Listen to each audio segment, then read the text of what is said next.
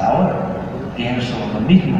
Creo que hay que atender a todos, hay que escuchar a todos, hay que respetar a todos, pero hay que darle la preferencia a los humildes.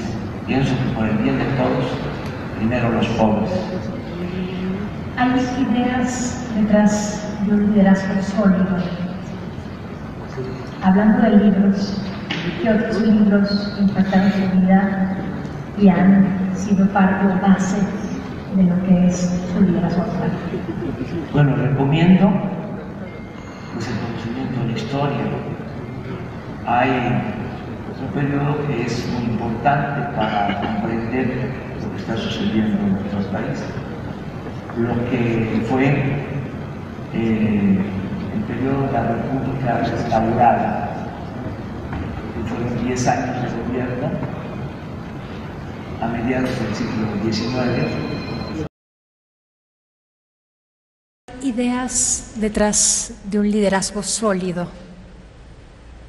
Hablando de libros, ¿qué otros libros impactaron su vida y han sido parte o base de lo que es su liderazgo actual? Bueno, recomiendo pues el conocimiento de la historia.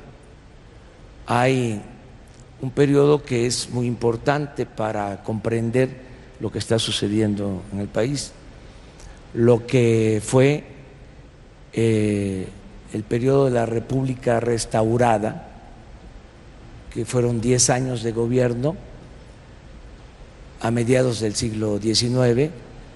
Gobernó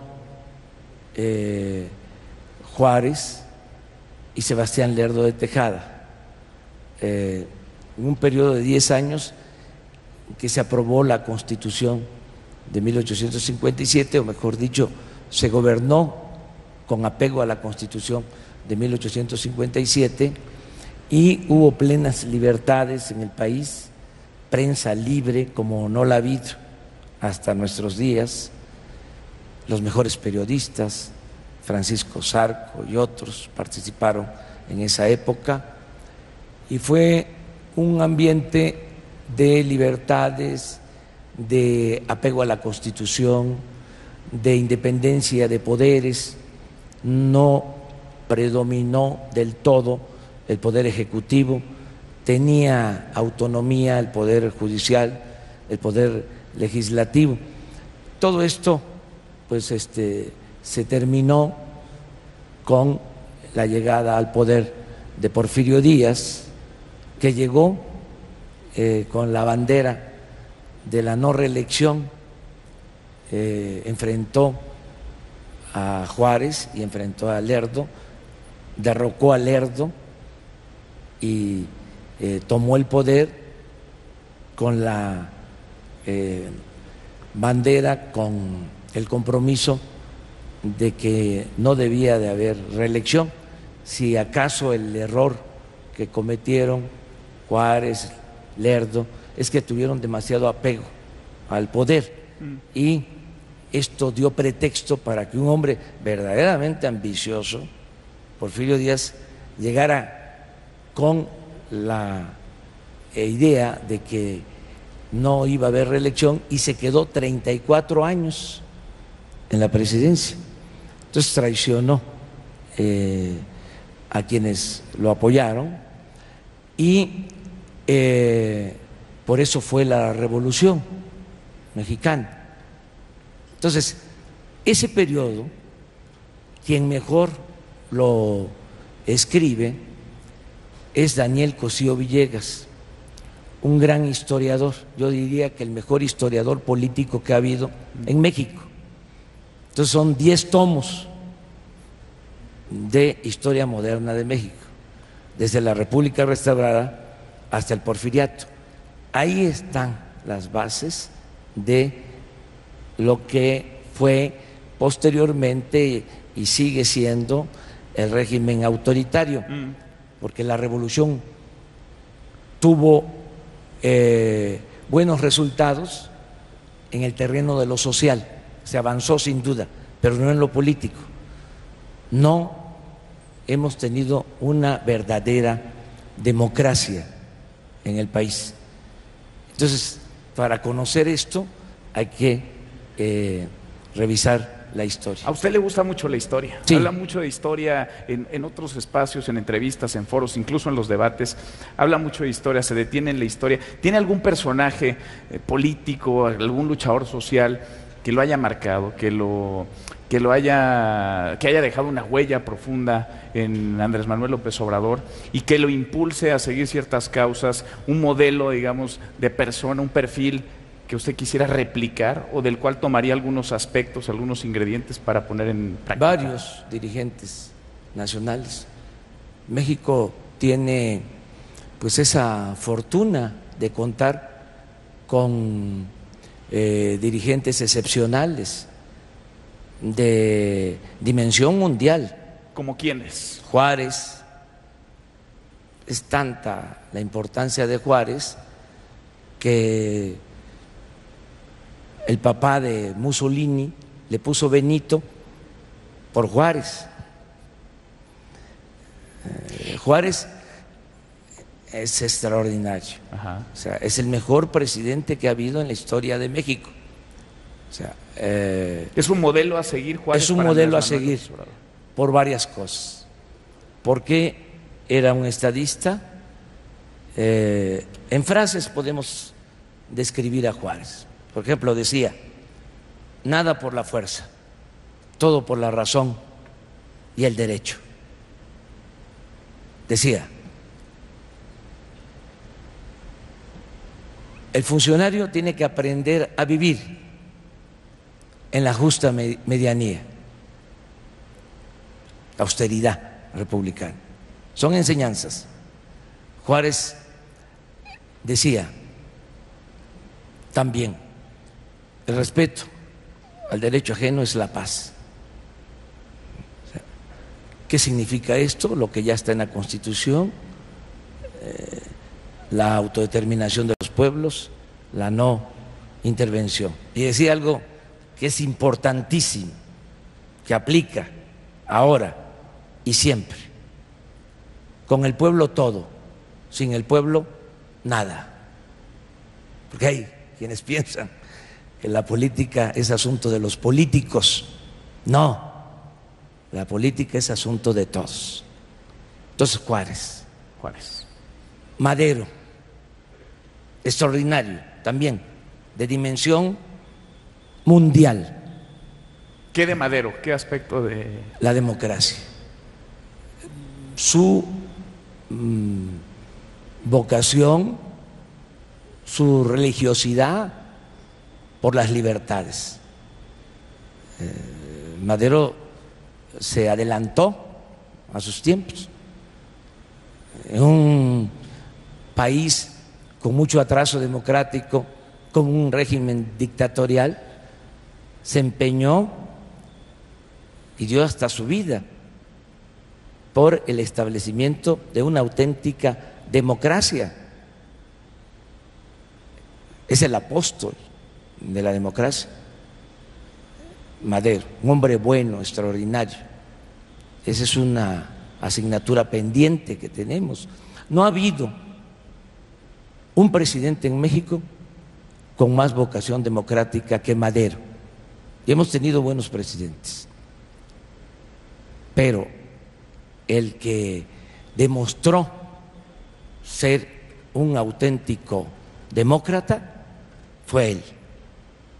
Cuando era presidente, imagínense, le escribía a los gobernadores, a los estados donde iban a haber elecciones, y les decía: les recomiendo que por favor se respete el voto de los ciudadanos. No me importa quién gane, lo que me interesa es que se respete la voluntad del pueblo. Le escribía a los gobernadores. ¿Cuándo un presidente hace eso? Imagínense, no voy a meterme en Honduras, pero nadie. Y el tercero, que admiro mucho, el general Lázaro Cárdenas del Río, porque era un patriota le tenía un profundo amor al pueblo y era un patriota, lo demostró. El general Cárdenas fue el que le entregó la tierra a los campesinos. Porfirio Díaz permite la concentración de las tierras en unas cuantas manos. Habían grandes latifundios en el país. Con la revolución, pues por eso el movimiento zapatista se busca que se entregue la tierra a los campesinos, lo que les pertenecía, porque eran tierras de los pueblos que se les habían arrebatado. O sea, era un proceso de invasión a las tierras comunitarias, a las tierras de los pueblos, porque florecieron mucho las haciendas en la época de Porfirio Díaz y se fueron ampliando y le fueron quitando las tierras a los pueblos, tierras que se les habían entregado desde la época colonial, incluso que pertenecían a ellos desde la época prehispánica. Entonces hubo un despojo de tierras. Con la revolución se planteó, por eso el lema de Zapata, tierra y libertad, la tierra es de quien la trabaja, pero pasa el tiempo y nadie había cumplido con esa demanda, y es el general Cárdenas el que entrega a 1 millón de familias campesinas, en ese entonces 18 millones de hectáreas. Entonces hace la justicia a los campesinos, o sea, apoya a los trabajadores y recupera lo que también Porfirio Díaz le había entregado a los extranjeros, el petróleo, en 1938. Se recupera el petróleo. Cuando se van las empresas extranjeras, maldicen la expropiación y lanzan la condena de que los mexicanos no íbamos a poder sacar adelante sin la tecnología de los extranjeros, sin el conocimiento de los extranjeros, la industria petrolera.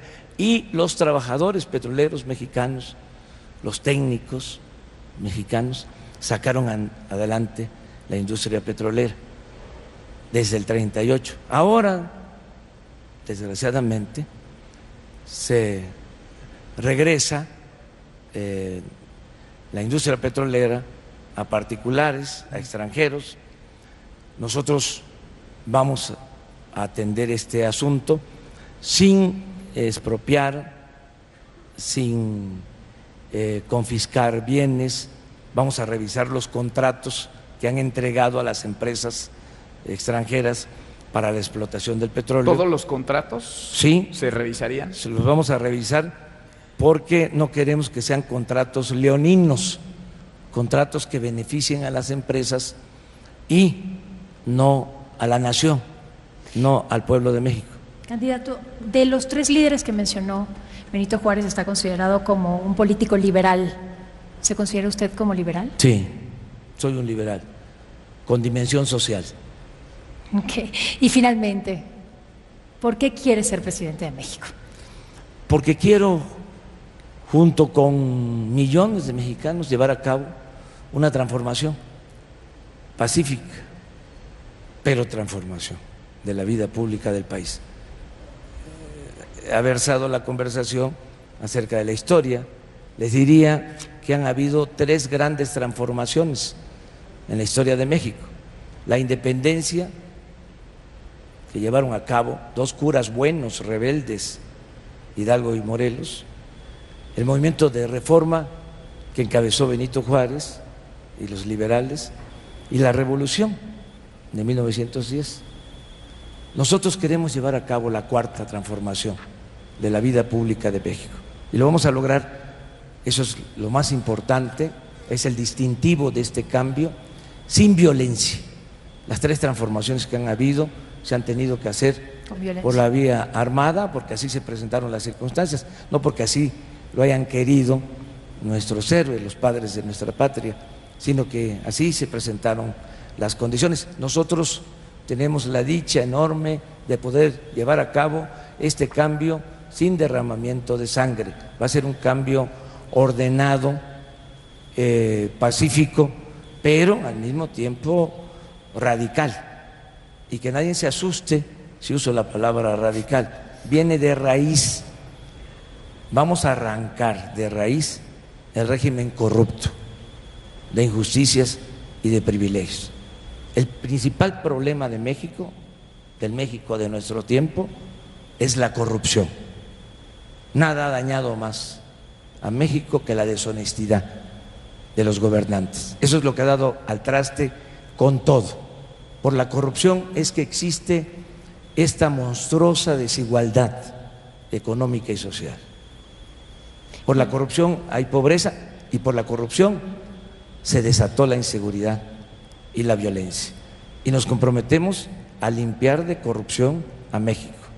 Eso es lo que va a significar, entre otras cosas, la transformación. Esa cuarta transformación pasaría entonces por terminar acabar con la corrupción. Bien, candidato Andrés Manuel, como lo sabes, Quibernus se integra por el esfuerzo de miles de jóvenes a lo largo y ancho del país. En las 32 entidades se llevaron a cabo foros, se desarrolló una temática para generar ideas, propuestas e ideas de política pública que sean viables, que sean aterrizables para planteárselas a quienes aspiran a gobernar nuestro país, Alejandra.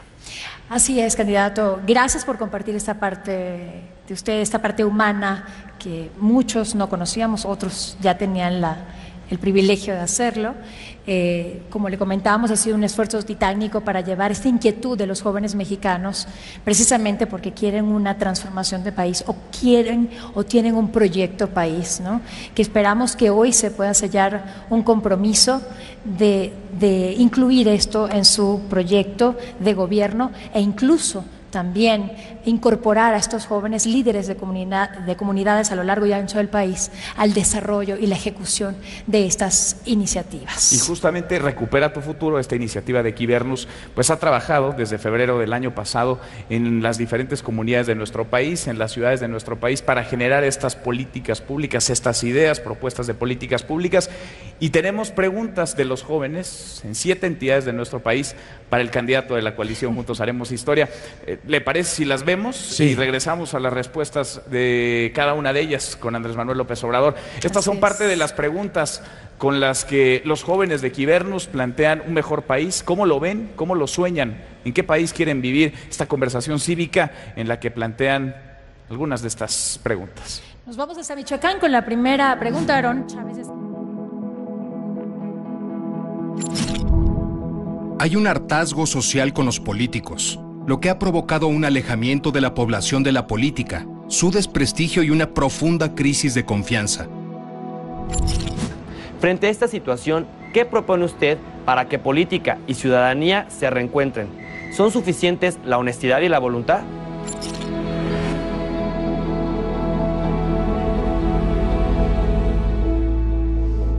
Sí, existe este hartazgo, la desconfianza hacia los políticos, pero no todos somos iguales. Pero hay una brecha entre ciudadanía y clase política. Sí, hay un divorcio. Hay que evitar que se separe la sociedad del gobierno. Nosotros lo que queremos es que se construya una auténtica democracia, que significa gobierno del pueblo, para el pueblo y con el pueblo. Que todo lo que hagamos se consulte ¿Y de qué manera a los ciudadanos. Hay mecanismos, hay métodos para consultar a los ciudadanos. Existe incluso en la Constitución ya la figura de la consulta.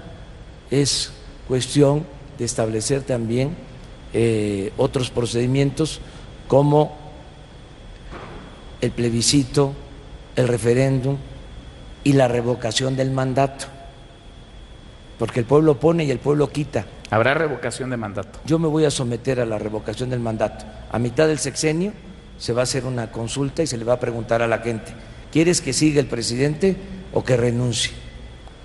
Para que siempre el pueblo tenga las riendas del poder en sus manos. Entonces, así no va a haber esta diferencia que se presenta ahora entre políticos prepotentes, corruptos y los ciudadanos que padecen de los abusos del gobierno.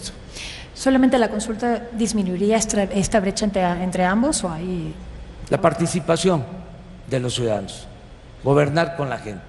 Por ejemplo, en el combate a la corrupción, que en todos los contratos de obra, en todas las adquisiciones, estén los ciudadanos vigilando, que haya comités, para que no haya corrupción.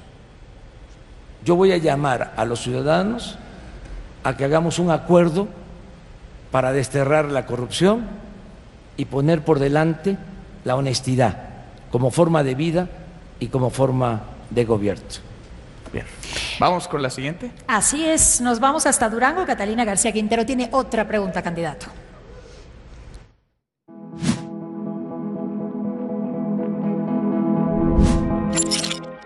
La lucha por la libertad es una de las más antiguas de la humanidad, pero nos debe quedar claro que la libertad no es algo que tengamos asegurado.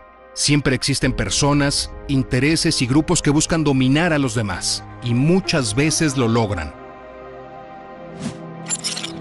¿Cuál cree usted que sea la amenaza más grande que tenemos hacia nuestra libertad? ¿Y qué propone usted para combatir esta amenaza? ¿Está en riesgo, está en peligro la libertad? ¿Y cuál es esa amenaza a la libertad? Sí, si sigue habiendo una mafia de poder que domina, aplasta, que oprime a todo un pueblo, la libertad está amenazada.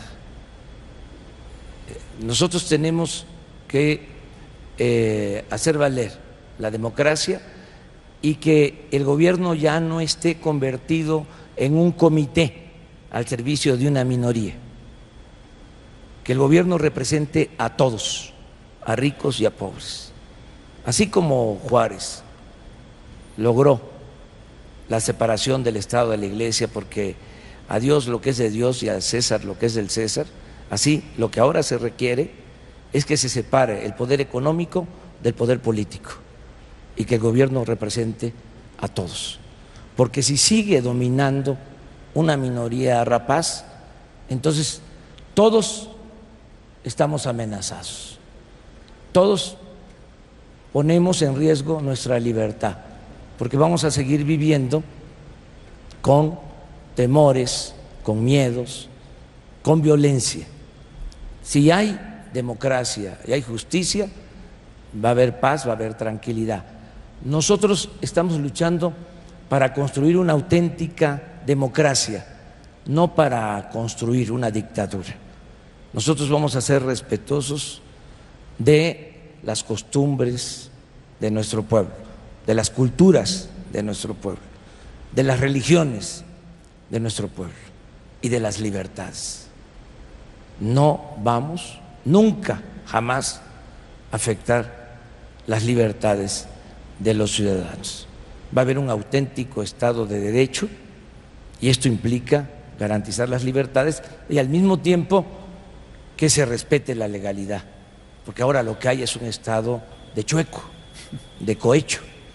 Entonces, que nadie esté al margen de la ley y por encima de la ley, nadie, nada ni nadie por encima de la ley. Pero que quede muy claro, nosotros no estamos luchando para construir una dictadura. Nosotros queremos que haya una auténtica democracia. Bueno, nos vamos a la siguiente pregunta, candidato, y esta es de Guerrero. Nos acompañan también kibernautas de Guerrero el día de hoy. Es Johnny Cayetano Mesa, por allá están nuestros kibernautas. Adelante.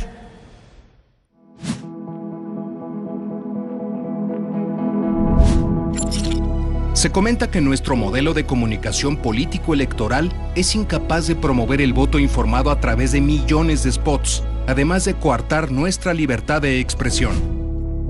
¿Qué propone usted para que en futuros procesos electorales los mexicanos podamos ejercer el voto informado? Candidato, porque tenemos una espotiza en época electoral. Que los medios de comunicación no estén al servicio del poder, que estén lo más cercano que se pueda al pueblo, a la sociedad, y lo más distante que se pueda al poder, que no estén sometidos, que no estén controlados, dominados por la mafia del poder, y que se informe con objetividad, con profesionalismo. Hay muchísimas cosas que la gente no sabe, y aquí las comentaría, de los abusos que se cometen, de los actos de corrupción. Entonces, que se informe bien a todos, que se respete la libertad de prensa, la libertad de manifestación de las ideas, que no haya monopolios en el control de los medios de información, que haya competencia. Ahora se ha avanzado mucho porque existen las redes sociales, las benditas redes sociales. Antes para nosotros era muy difícil enfrentar al régimen porque tenían mucho control de los medios de información. Ahora, la verdad, se abre paso, llega hasta el último rincón, desde luego, donde hay acceso al Internet, que ese es un asunto. ¿Usted lee las redes sociales? Yo sí, yo me informo. ¿Y los memes y todo lo que sí, circula ahí? Me informo por las redes sociales y también por los medios convencionales, porque últimamente la radio, la televisión han asumido una actitud más responsable, hay más apertura. Antes era muy difícil. Por ejemplo, nosotros hemos padecido de guerras sucias, campañas de desprestigio. Andrés Manuel, un peligro para México, mensajes en radio, en televisión. En el 2006 ponían imágenes en donde se cerraban las cortinas de los negocios. Dice, sí, hay un cambio, mira lo que va a pasar. Se caían las bardas, se caían las bicicletas. Sí. Ahí, nanita, ¿no? Habría que cambiar entonces, ese modelo de comunicación basado ahora en spots. Y que ya no haya tantos spots, que haya otros mecanismos, pero que se actúe con absoluta libertad, ¿no? Porque siempre se han utilizado los medios para manipular, y todavía se usa. Hace poco, toda esta campaña de la llamada reforma educativa en contra de los maestros fue con el uso de los medios. Se gastaron 8,000 millones de pesos para desprestigiar a los maestros, con una técnica que usaba Hitler, Goebbels, el de propaganda de Hitler, según la cual una mentira que se repite muchas veces puede convertirse en verdad. Entonces, hay que democratizar los medios. Nosotros no vamos a afectar a los concesionarios de los medios de información, los que tienen concesiones de radio, de televisión. Se va a garantizar que se mantengan las concesiones. No vamos a limitar la manifestación de las ideas. Vamos a respetar la crítica, el derecho a disentir. Yo hablaba que soy liberal y creo que los medios o el periodismo se controla con el periodismo, la prensa se controla con la prensa, competencia, libertad plena, absoluta, ¿sí? Y que haya todos los cuestionamientos, que no se oculte nada. Candidato, además de la libertad de expresión, otro tema que preocupa a los mexicanos es la pobreza, y de hecho usted lo ha comentado en reiteradas oportunidades aquí con nosotros. Tenemos otra cibernauta, es de Baja California, Itzel Fraga, y tiene una pregunta en relación a este tema.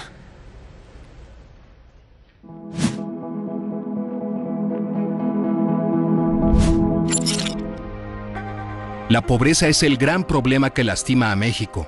Llevamos años intentando acabar con la pobreza a través de subsidios públicos y los resultados no han sido satisfactorios. ¿Cree usted que la libertad económica para generar mayores riquezas sea el mejor medio para combatir la pobreza?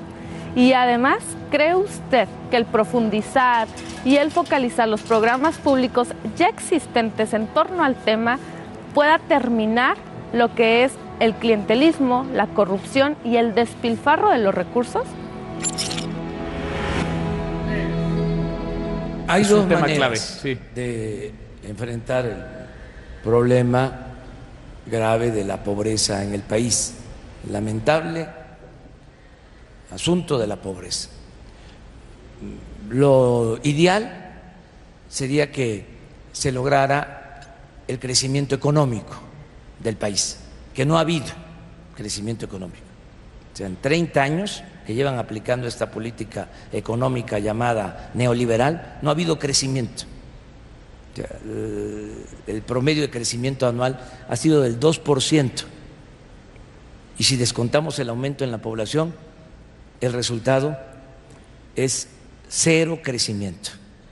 Cero, en 30 años. Y no ha sido siempre así en México. Hubo un periodo que se conoce como el del desarrollo estabilizador, en que la economía de México crecía 7% al año. 7% al año. Eso lo digo porque hay un candidato que dice que yo tengo ideas viejas, ¿no? Nada más que tengo ideas muy viejas, pero me copia todo. Vive copiándome. Pero ¿qué candidato? Pongo este ejemplo, el del pan.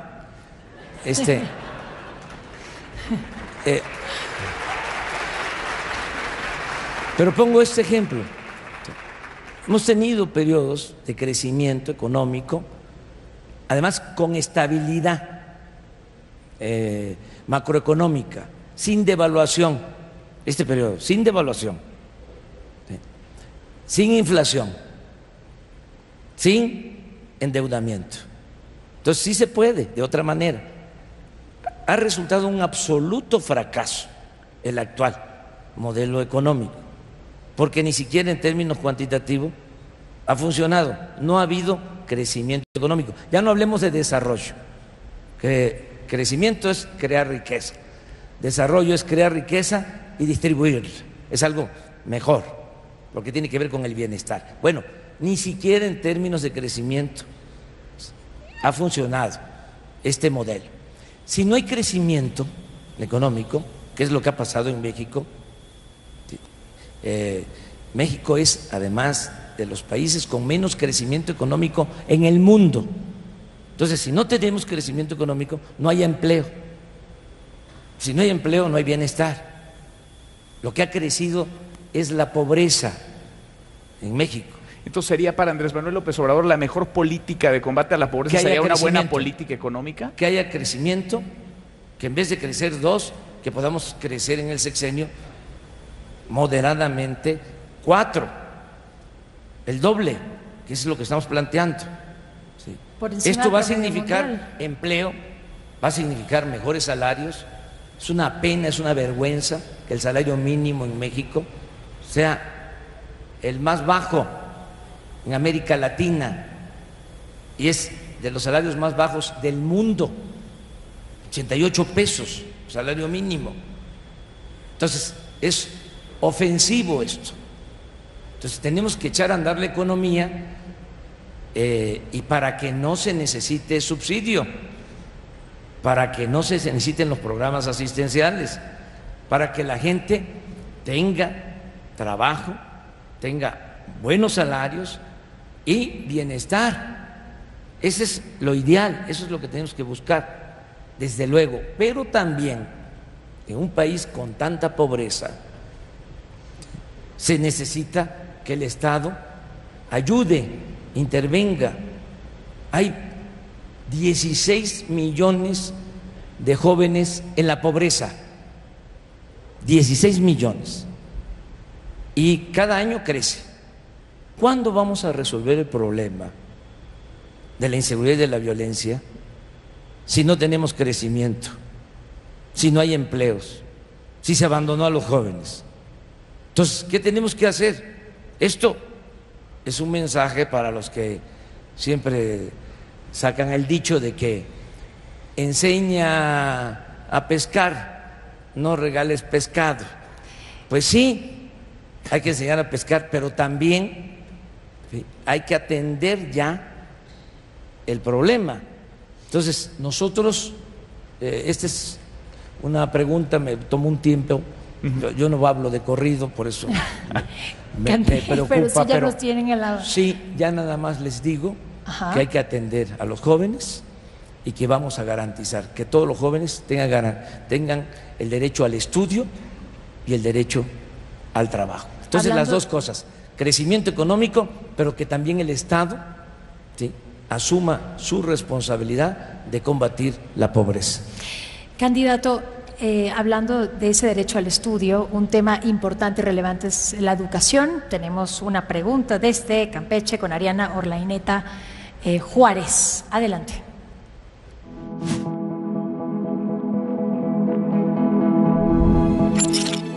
No hay libertad ni prosperidad personal sin educación. Por eso, tener un sistema educativo de calidad es de interés público sin importar cuál sea su régimen de financiamiento. ¿Cree usted que el Estado mexicano debe implementar el pago de un bono educativo para que las familias y los estudiantes puedan elegir en libertad su mejor opción educativa, sin importar si es pública o privada, pero sí de calidad?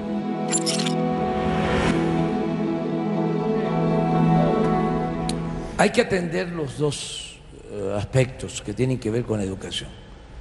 La cobertura, que se garantice el derecho a estudiar, que no haya rechazados por las distintas razones que se presenta este fenómeno, y garantizar al mismo tiempo la calidad de la enseñanza.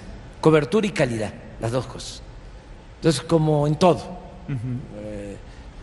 hay quienes nada más apuestan a la calidad, a la excelencia, sí, y el acceso a la educación. ¿Cómo lograría las dos cosas? La calidad y la cobertura. Sí, en el caso de la cobertura, que haya apoyo a la educación pública y que sea gratuita.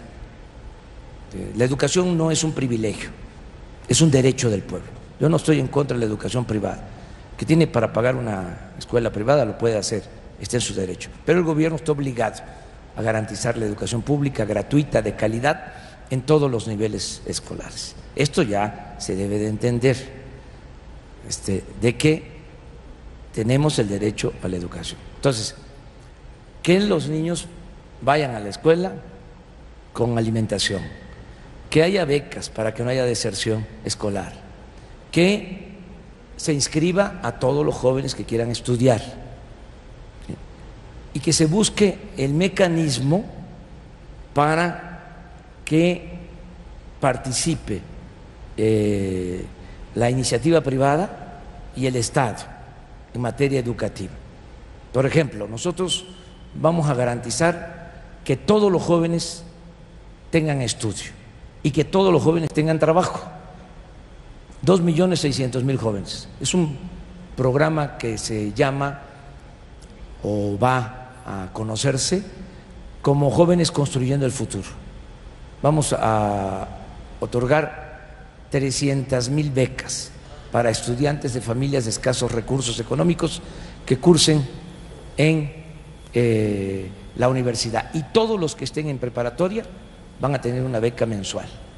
Pero también el que no esté estudiando, el joven que no esté estudiando, se le va a dar trabajo, se le va a contratar, va a estar de aprendiz en empresas, en comercios, en talleres. Voy a hablar con los empresarios. Una alianza ahí con la iniciativa con los privada. Empresarios, para que contraten jóvenes, y la nómina la va a pagar el gobierno con el presupuesto público. Vamos a atender a 2.600.000 jóvenes. Lo resumo por cuestiones de tiempo en una frase: becarios sí, sicarios no. Gracias, candidato. Y nos vamos a la siguiente pregunta. Es de Emilio Cárdenas, de Nuevo León. Tiene que ver con la sociedad civil. Aquí la inquietud.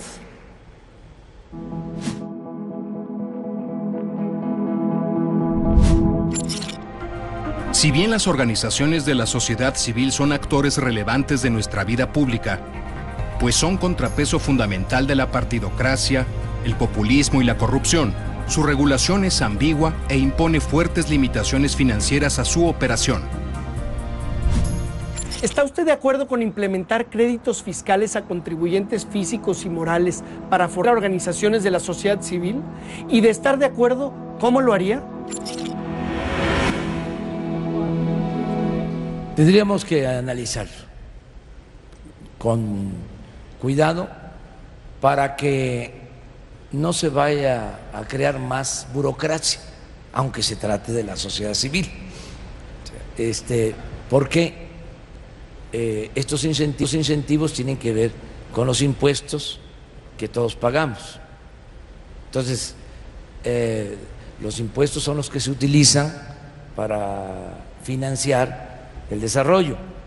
Entonces, si ya existe el gobierno, ¿por qué crear estructuras paralelas que también ocupen presupuesto?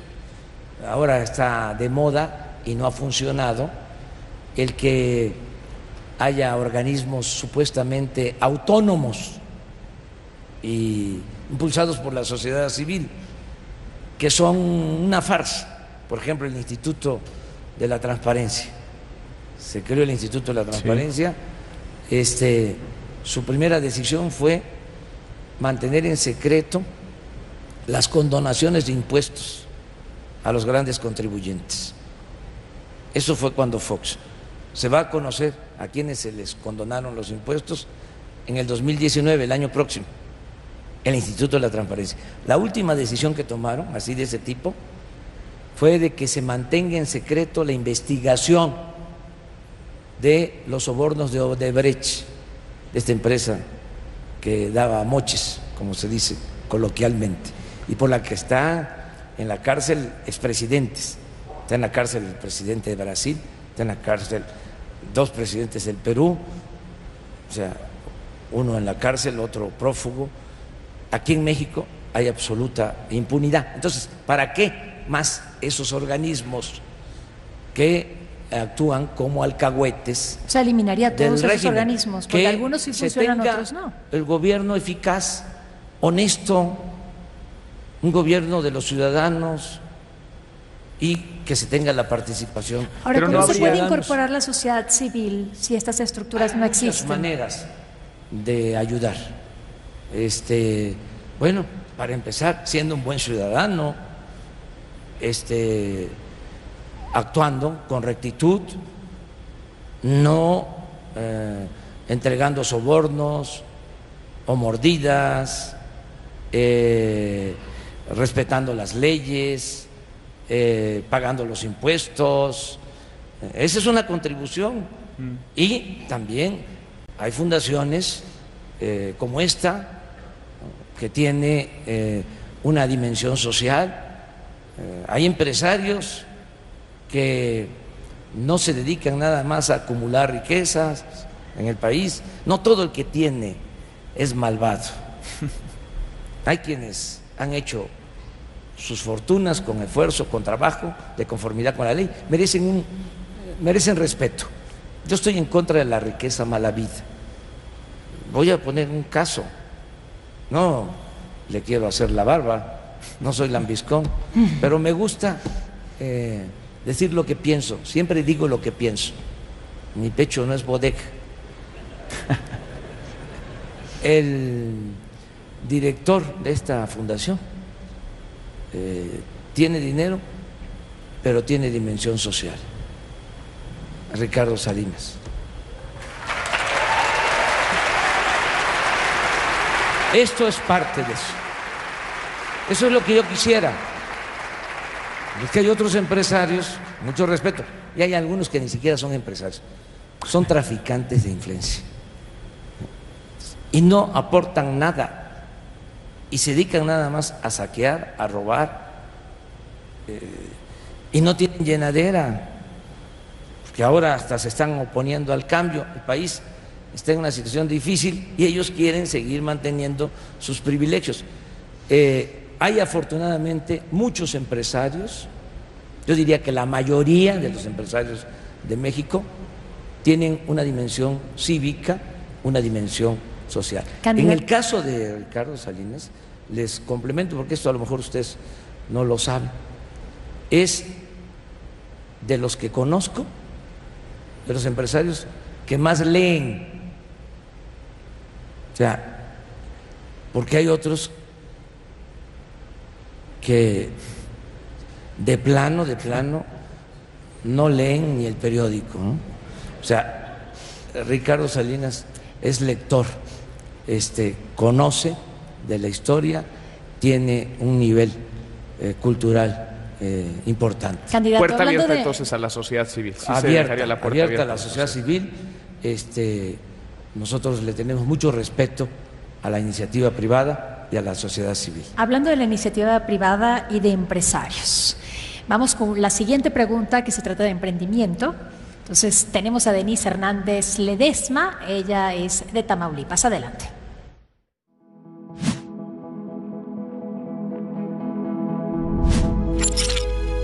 Si bien la buena política crea los entornos propicios para que haya prosperidad en los países, quienes realmente crean valor, empleo y riqueza son las empresas. ¿Qué hará usted para fortalecer el emprendimiento en México?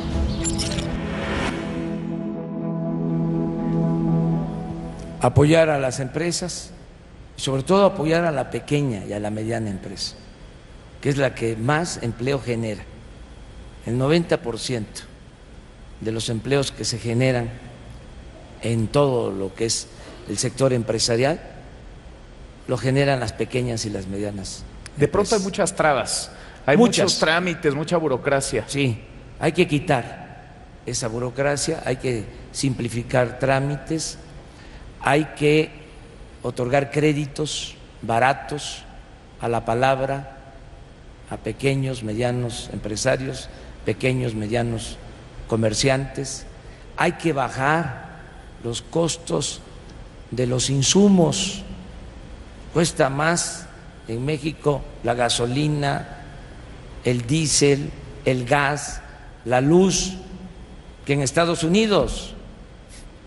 ¿Cómo vamos a ser competitivos en un mundo globalizado si aquí el empresario, el productor, tiene que pagar más por todo lo que consume, por todo lo que necesita?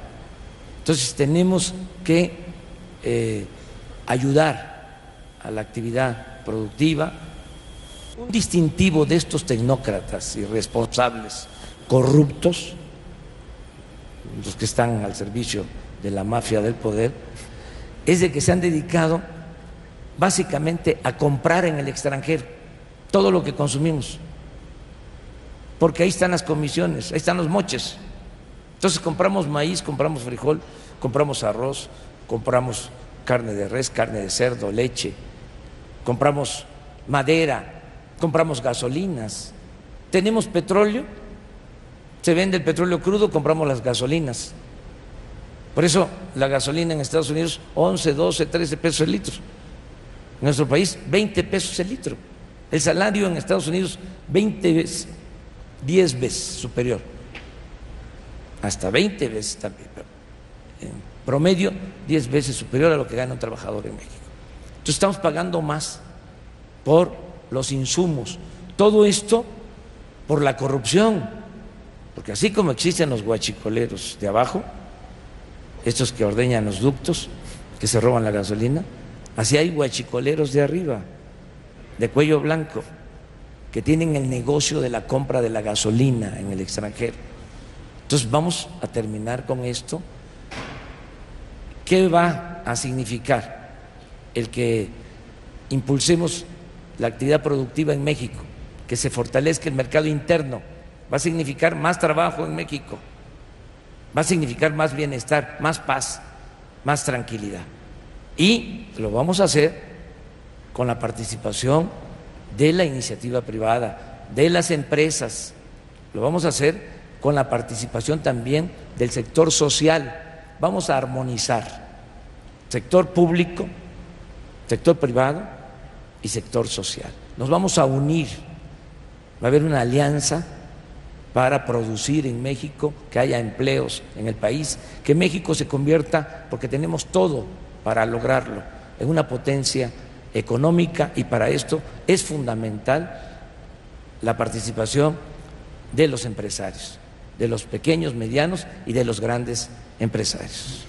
Candidato, muchas gracias por haber escuchado las inquietudes de los jóvenes mexicanos y compartir con quienes nos están viendo a lo largo y ancho de la República a través de una plataforma digital, Recupera tu Futuro 2018.mx, y a través, por supuesto, de ADN 40 y más, esta visión de país que tiene usted, y responder, por supuesto, a nuestras inquietudes. Así es, y a continuación, dos jóvenes, dos integrantes de Quibernus traerán las 50 propuestas, las 50 ideas que han desarrollado desde hace varios meses a lo largo y ancho del país. Que pasen, por favor, Daniel Aranda, integrante de Quibernus Guanajuato, y Mariana Armendáriz, de Quibernus Nuevo León. Entregan ellos de manera formal estas 50 propuestas al candidato de la coalición Juntos Haremos Historia, Andrés Manuel López Obrador. Gracias, candidato. Bueno, y hoy se sella un compromiso de incorporar esas 50 propuestas al proyecto de gobierno del candidato Andrés Manuel López Obrador. Esta iniciativa que convocó Quibernus, una propuesta de la juventud para México, y en la que participaron más de 3,000 personas en 40 ciudades del país. Firma de recepción de propuestas, ahí lo tienen. Y bueno, le pedimos de favor al candidato pues que deje testimonio de su presencia y de foro al haber recibido estas propuestas. Aquí lo tienen, su firma, propuestas de la juventud de México para el país. Hoy 28 de mayo de 2018, leo lo que dice acá. Recibo las propuestas de políticas públicas generadas por la iniciativa Recupera tu Futuro, una propuesta de la juventud para México impulsada por Quibernus, y expreso mi voluntad, en caso de que gane la elección presidencial, de considerarlas como insumo estratégico en la conformación de mi plan de gobierno. Asimismo, manifiesto mi compromiso de integrar en mis equipos de trabajo a jóvenes comprometidos con un México con libertad, justicia y oportunidades. Ahí tienen la firma del candidato Andrés Manuel López Obrador.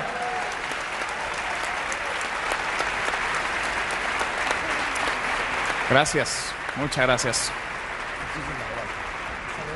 Bien, ahora invitamos al candidato de la coalición Juntos Haremos Historia, Andrés Manuel López Obrador, a que nos acompañe, por favor, a dar un discurso y a que dirija unas palabras a los jóvenes que nos ven aquí, que están reunidos desde las 32 entidades del país vinieron, y a quienes nos acompañan a través del streaming digital, de quienes siguen esta transmisión vía ADN 40, vía AMAS.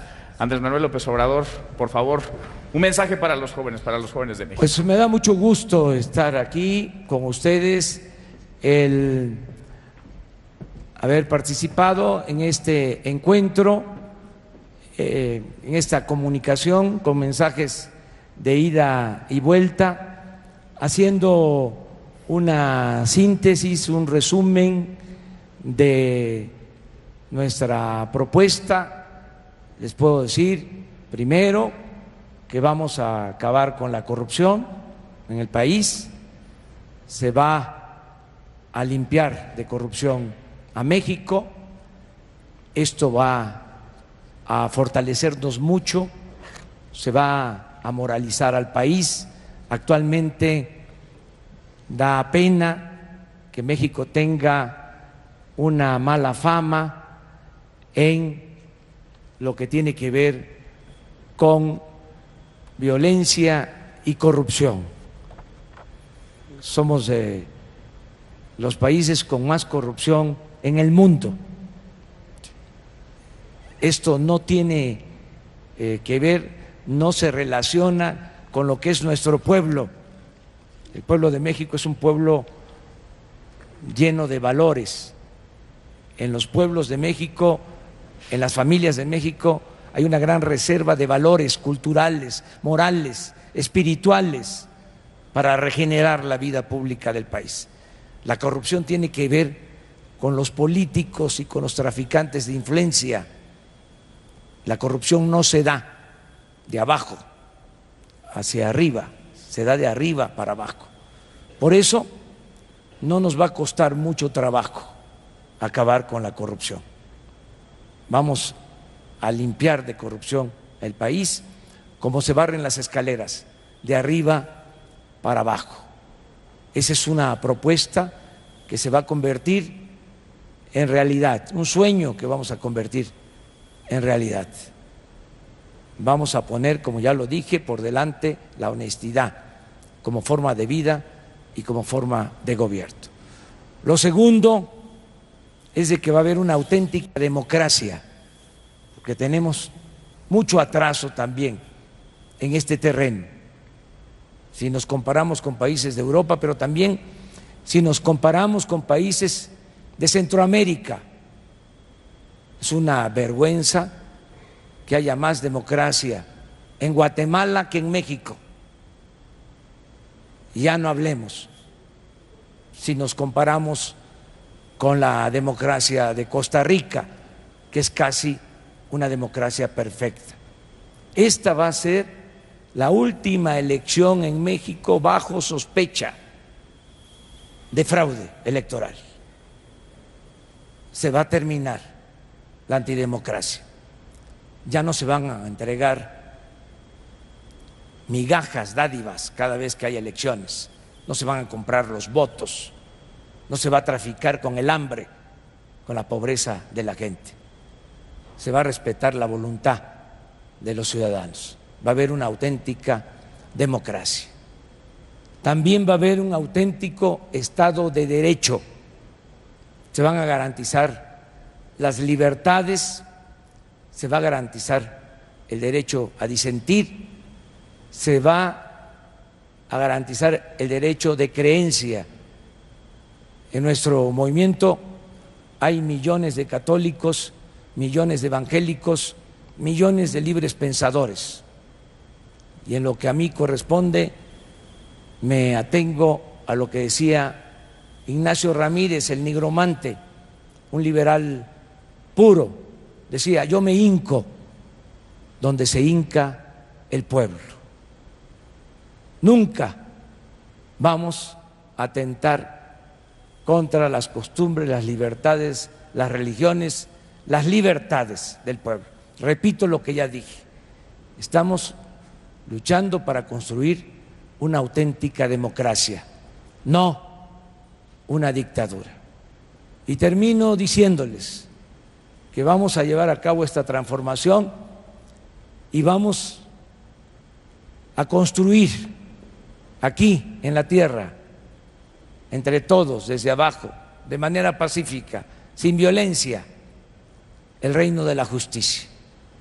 Y les invito a eso, sobre todo a ustedes, a los jóvenes, porque decía el presidente Salvador Allende, ser joven y no ser revolucionario es una contradicción. Ustedes son la levadura de este movimiento, lo que va a permitir que logremos la anhelada justicia, la anhelada democracia. Con su creatividad, con su frescura, ya los que somos de otras generaciones ya tenemos muy definido lo relacionado con nuestras ideas, con nuestra manera de ser. Ustedes tienen una actitud muy abierta, tienen una mentalidad sana, limpia, quieren conocer lo que es la realidad y sobre todo los jóvenes quieren ayudar en la transformación de esta amarga realidad que estamos viviendo. Yo confío mucho en ustedes. De los candidatos, lo dije en el debate pasado, soy el que tengo más edad, pero fíjense lo inteligente que son los jóvenes. En todas las encuestas que se llevan a cabo. A la pregunta a los jóvenes por quién van a votar, yo estoy ganando 2-1 a los demás candidatos. O sea que los jóvenes son muy inteligentes.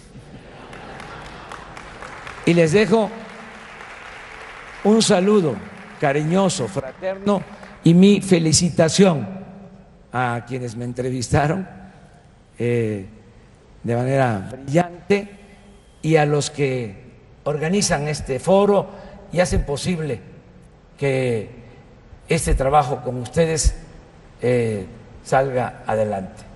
Nosotros vamos a llamar a participar a muchos jóvenes en el gobierno. Les digo que el secretario de Medio de Desarrollo Urbano, Román Meyer, joven.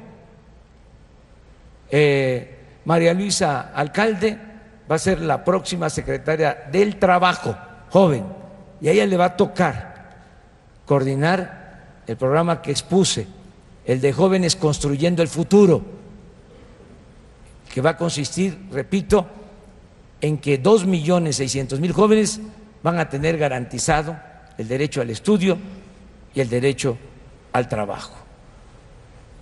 Les pido, para terminar, que piensen que estamos viviendo en un momento estelar. Hay veces que pasan los años, las décadas, siglos y no sucede nada. Nosotros tenemos la dicha enorme de estar viviendo un tiempo interesante, porque vamos a lograr entre todos, desde abajo, de manera pacífica, un verdadero cambio, una transformación. Estamos a 34 días de una elección histórica y yo hago el compromiso con ustedes, jóvenes de esta fundación, y con los jóvenes de México, que no les voy a fallar. Tengo 3 principios que me guían: no mentir, no robar, no traicionar al pueblo. Lo más importante es sacar a nuestro querido México del atolladero en que lo han metido los malos gobernantes, y nos vamos a sentir todos muy bien de lograr esa hazaña para poder seguir diciendo con mucha fuerza, con mucho vigor: ¡Viva México! Muchas gracias. Muchísimas gracias, candidato. Gracias por sus palabras. Muchas Definitivamente gracias. podremos estar viviendo un punto de inflexión en la historia de México. Gracias, candidato. Finalmente queremos hacer entrega de un reconocimiento. Tenemos otros kibernautas que le van a hacer entrega de nuestro reconocimiento, que es parte de... Kibernos significa timonel, es una palabra griega que significa timonel, y ahí tiene una rosa de los vientos que significa mando. Ambos son características y requisitos sine qua non para un liderazgo sólido. Muchísimas gracias, candidato. Gracias. Y le hacemos entrega de las propuestas, la copia de las propuestas y del compromiso, candidato, que acaba de adquirir con los jóvenes de México. Gracias, y le agradecemos mucho su presencia al candidato de la coalición Juntos Haremos Historia. Muchas gracias, Andrés Manuel López Obrador, por estar con nosotros Lo esta acompañamos, mañana. candidato. Gracias. Muchas gracias. Muchas gracias. Muchas gracias. De este lado, por favor.